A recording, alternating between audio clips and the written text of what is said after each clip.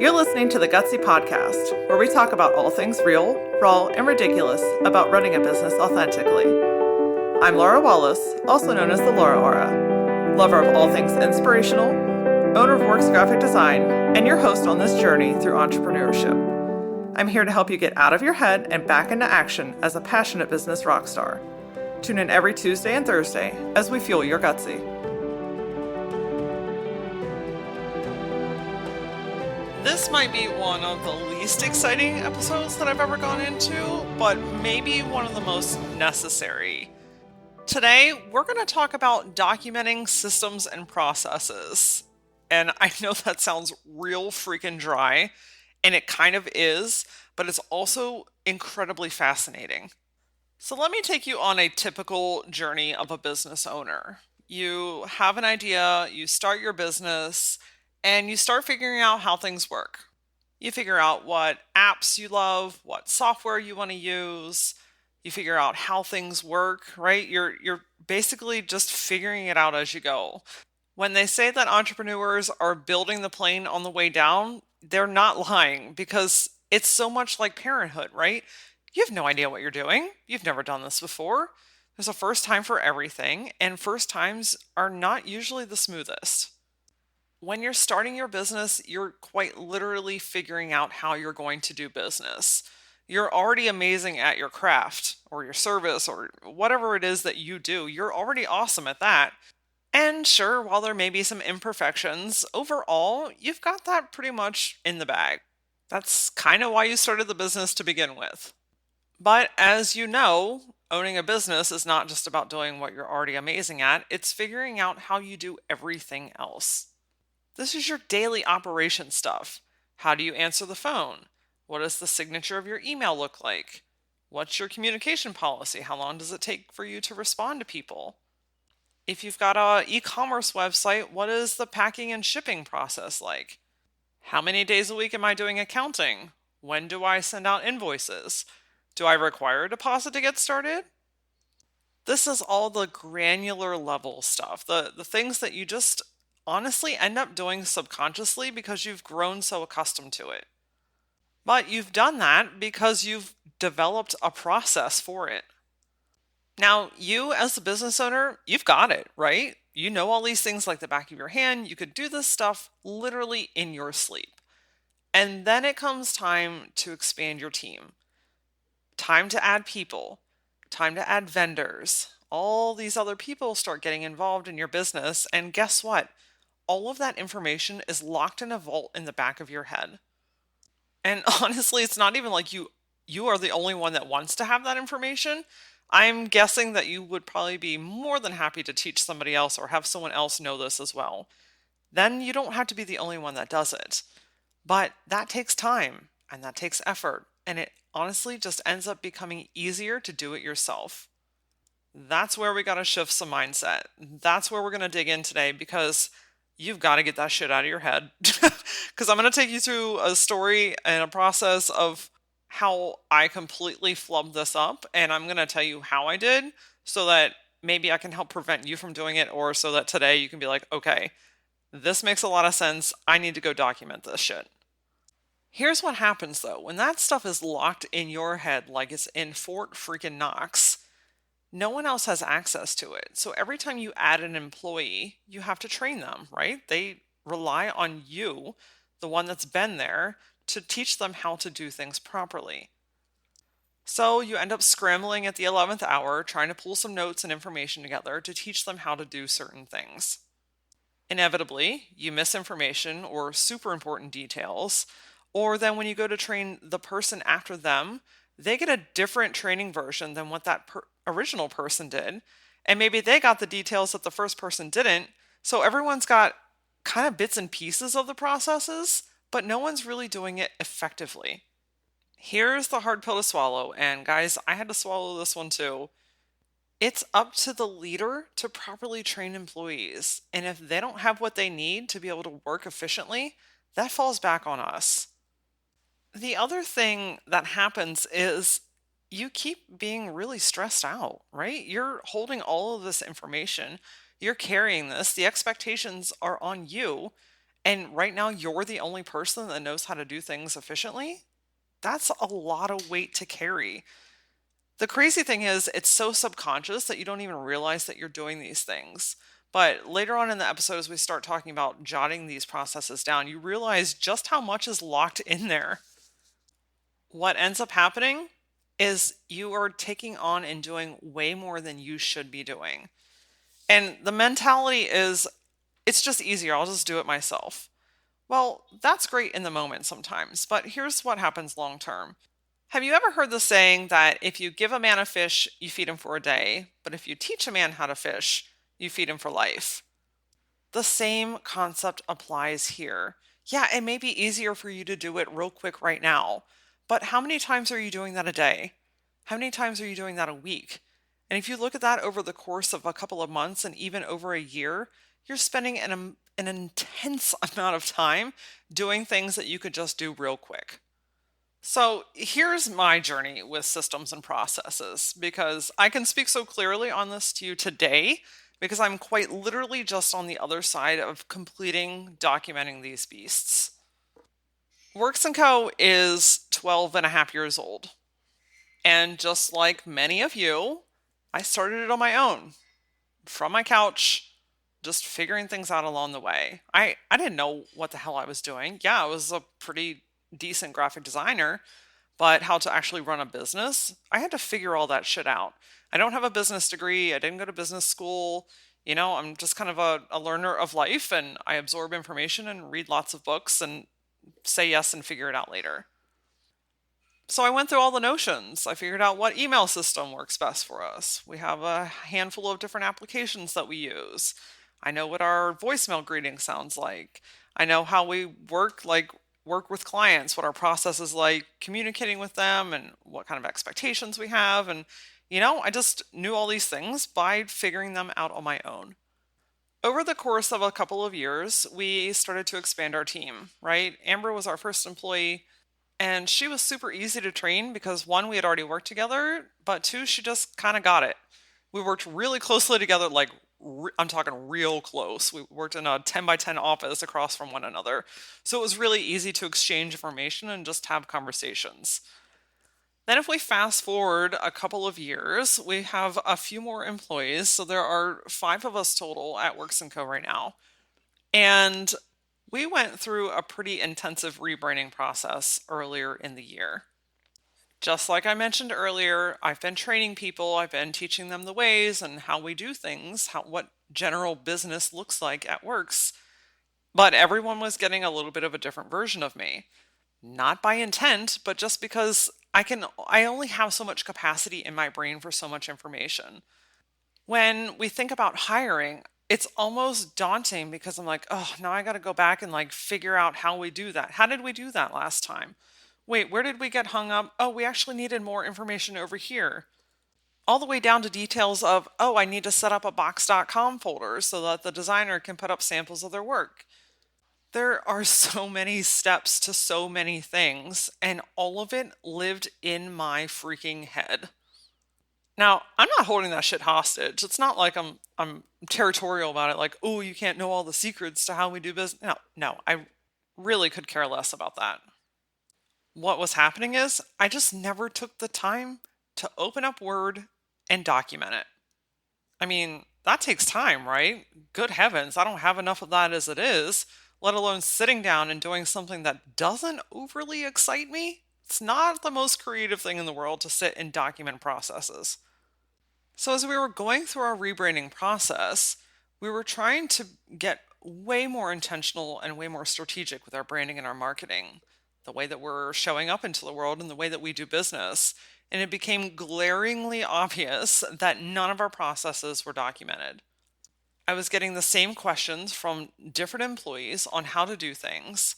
And every single time I'd have to sit down and think about how to get those things done. And each one of them got a slightly different version of how that process goes. And then the real kicker, the straw that broke the camel's back, is this podcast. Honestly, creating this podcast, delivering 2 episodes to you every week takes an intense amount of planning. Not to mention what happens on the backside. After I record this episode, there's a whole slew of things that happen, and it passes through three people's hands. It starts with me, then it goes to our vocal guy, Tim, and then it comes back to our communications specialist, Kelly.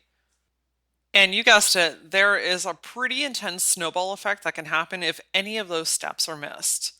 Well, the problem was we didn't have those steps documented. I mentioned earlier I'm all about say yes and figure it out later. And one of the most beautiful lessons that I have learned this year is yes, you can say yes. Yes, you can figure it out later, but know when that later is. We winged this podcast for months just trying to figure out what that process was like. And then it came time to really get down into the nitty gritty and document it. What works really well? What doesn't work well? What is the timing? Who's involved? What are the steps? Basically, documenting this process is one, about getting organized, and two, creating efficiency. Because if every time you're going back to do something, you're spending time researching or searching through files trying to figure out how you did it the first time, you're wasting so much of your valuable time where you could have just gone right into it. Not having your systems and processes documented does a lot of things. It causes stress, it causes lack of information, causes inefficiency. People are confused. People are stressed, not knowing what they're supposed to be doing or if they're doing it right. There's an enormous lack of detail, and it creates a huge inconsistency in your company. So we're going to flip that coin on its head, and we're going to get down into the details of how to even start this process. Because I'm going to be completely honest with you, when I realized that we needed to do this, I was like, yeah, this makes complete sense. I get it. And I opened up a Word document and my brain completely shut down. It's almost like trying to find a needle in a haystack. Why is it that all of this stuff is in my head, but when I go to sit down and write it, it's as if none of it exists? Well, it's because most of those things are subconscious. You're doing them really without even realizing it. So here's the best place to start. Open up a Word document or grab a piece of paper and keep it with you at all times. Over the next week, maybe even 2 weeks, every time you're doing something, I really want you to get in the frame of mind of thinking, I need to document how we do things. So every time you go to do something that you realize has a process, there is a way that you do these things, I want you to jot down what that is. I titled my document, Processes to be Defined. This gave me a running list of all the different aspects of my business that have a typical way of doing things, so that when I go back to write them, I'm not just trying to pull things out of my ass. I know what those things are, and it's way easier to trigger your brain to say, hey, how do you do this? The trick with this, though, is you have to flip these things from subconscious to conscious. So having a physical piece of paper is actually probably a better idea because you can have it with you. Take it with you in the car. Take it home with you. Sit it next to you while you're working. Because as you start developing and realizing, oh, there is a way that I respond to emails. Oh, there is a way that we hand off projects. Oh, there is a way that we set up invitations in our calendar. You'll be able to jot those subjects down. Now, if you want to break out the whole process while you're in it, in that mindset, go for it.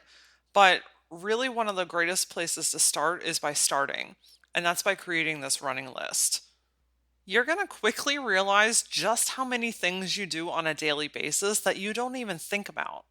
If you work with a team, whether it's one person or 50, chances are they have developed processes for their roles as well. So what we did here at Works was I delegated. We came together as a team. We had a goal in mind. And that goal was for any one of us to be able to train any type of employee that comes in on our systems and processes, and to create efficiency and consistency within our office.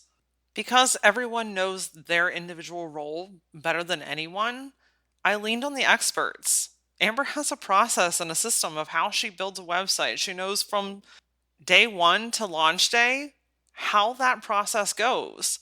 But again, it was in her mind. And it was only in her mind because that's how I trained them essentially. So each person on my team took their particular role and broke out their individual lists of processes. And then we blocked out a day, no work, no phone calls, and we documented it. And I'm talking all the way down to the nitty gritty stuff, the things that you might think, well, duh. But if you think from the perspective of someone that you've never met before, could they pick up this process, this document, read through it, and effectively do what you need them to do? One of our other goals was to set our future team up for success. So not only are we helping ourselves, but we know as part of our growth plan, we want to expand our team. And that future team relies on us teaching them how to do things effectively. There are a ton of different programs that you can use for systems and processes: online apps, online software, paid subscriptions, free things. We chose to just go the simple route, honestly, and document everything in Word docs. We were on a budget, so this is free. We created a filing system on our server that hosts all of them together. And we're getting ready to print out binders, so everyone's going to have a copy of these at their desk, quick reference files. Because honestly, electronic things often go out of sight, out of mind. Here's the other thing that you're going to quickly realize. You'll get all these initial ones done, and then as time goes on, the next couple of days and over the next few weeks, you're going to be like, ah, shit, that's a process. And all of a sudden, you're going to see everything through the lens of a process. I was in such a process-driven mind that I started noticing the lack of processes in other companies. And that's when I realized how insanely important it is. I was having a poor customer experience with a particular company, and I realized it's because they didn't have a system in place. I ultimately ended up not joining forces with them because I couldn't even imagine how they were doing what they were doing without a system. So be open to, and don't be too hard on yourself when you realize, oh my gosh, I didn't get them all on the first pass. You're not going to. And that's okay.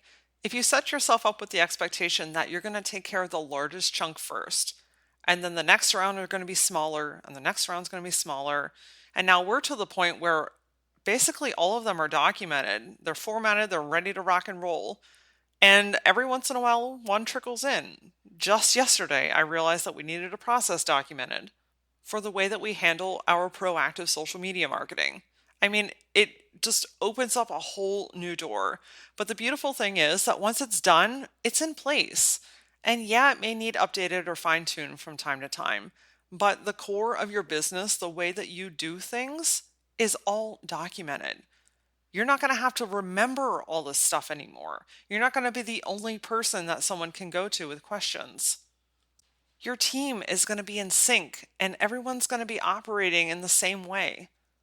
It takes a ton of guesswork off of your employees. They're going to feel like they're nailing it more often, and you're going to be able to provide an even more incredible customer experience.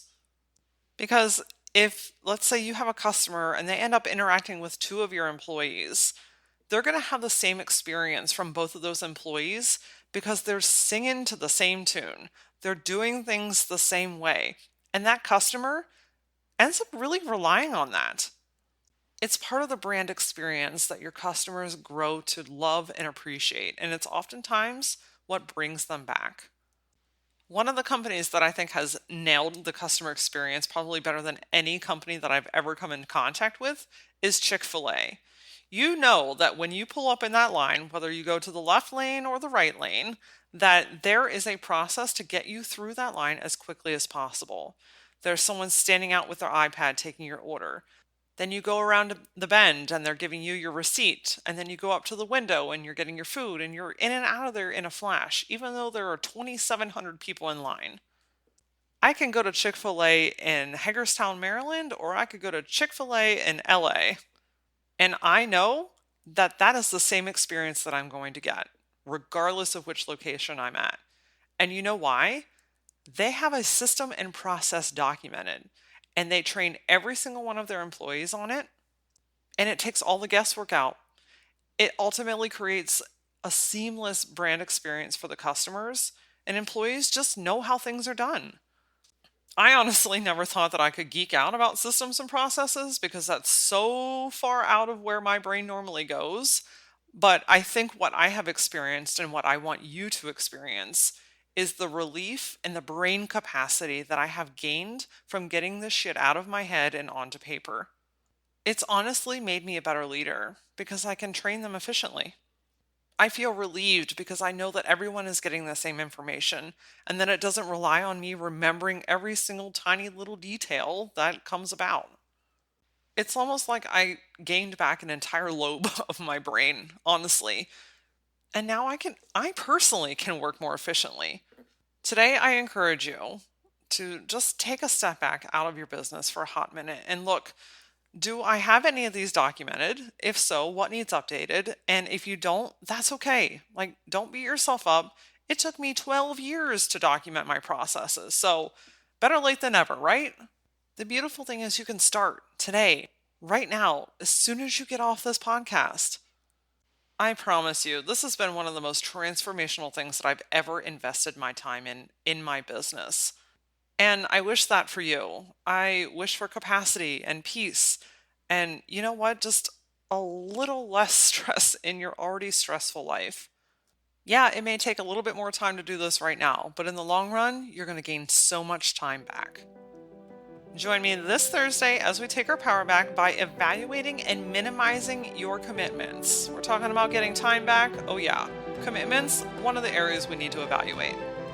For a look into previous episodes or for more gutsy insight, follow me on Facebook and Instagram at @ThatLauraAura. And until then, stay gutsy.